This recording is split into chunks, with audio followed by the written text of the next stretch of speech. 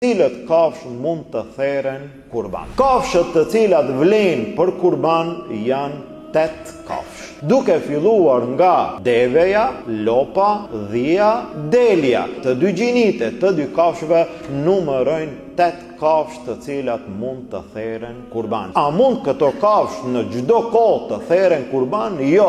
Pra jo çdo kafsh. Shembull, dikush nuk mundet me therr kurban një pul, apo një gjel, apo një shpend, apo një kafsh tjetër. Jo.